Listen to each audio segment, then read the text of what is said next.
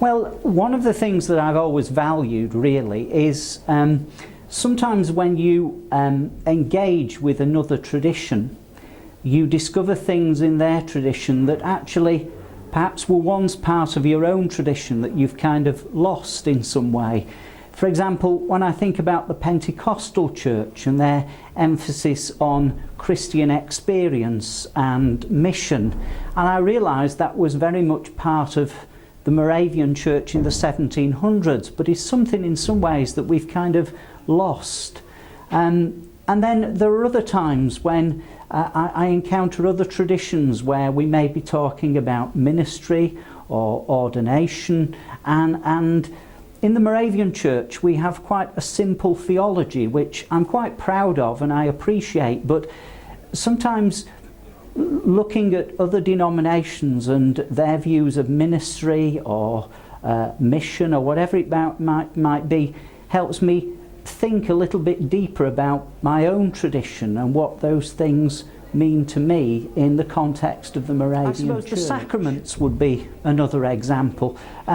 We have a very open idea of sacraments where people can come to, for example, communion with slightly or quite different ideas about the elements involved, the bread and the wine and what they mean, and about the presence of Christ. And we believe that Christ is present in Holy Communion, but how he is present and what part the bread and the wine play in that.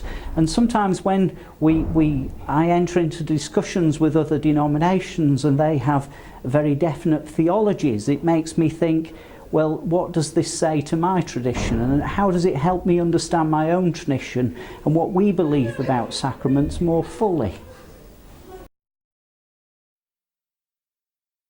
When I think about my experience of working with other churches, there's the one thing that I found frustrating for many years, and that's many people in my own tradition being rather cynical about ecumenism, about working with other churches. And I think the reason for that is because they think of ecumenism as sort of watering everything down and letting go of what's distinctive about our own tradition. And what I've found about sharing prayer with other churches, going to their services, reading the Bible together, and all sorts of things that we do together, it's really enriched my own faith and made me realise that I don't have to be less Catholic in order to learn from other churches. I think back to when I was first working, before I ever became a priest.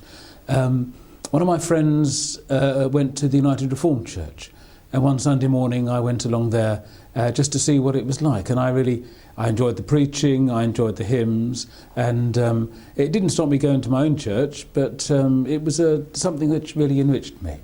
My best friend for years, who's a Catholic, he's sung in an Anglican parish choir, and I've really been uplifted by what he's said about his experience of the devotion that he's experienced there, how tuned in they are to the liturgy, how aware they are, and also the great welcome that he's received. And finally, I suppose it's been a great joy to me, on the very occasional Sundays when I'm not otherwise engaged, to go along to one of my local churches, maybe the Methodists or most recently the Baptists, to just to go in the pew and to join in their worship and to be really uplifted by that experience.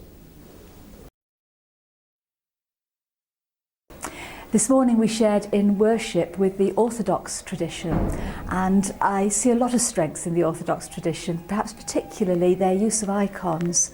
I use icons in prayer myself, and I find it very, very helpful indeed, the way in which the icons are a window for us into the divine and a window from the divine to us. I find that very helpful indeed. We can learn lots of things from other people. Sometimes we feel a little envious of how other churches work. In our tradition, our churches are autonomous, and it's easy to confuse independency with isolationism. So denominations that have structures and full-time officers for carrying through missional programs, it's wonderful. We can't afford that, but we can share in programs, and building friendships and learning to partner is really what it's all about.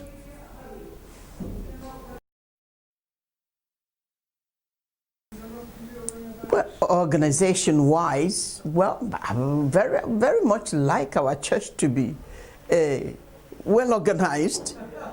That's something I appreciate from other traditions, that is the mainline churches, being well organized, even though we are doing well as well. But I think we could do better sometimes.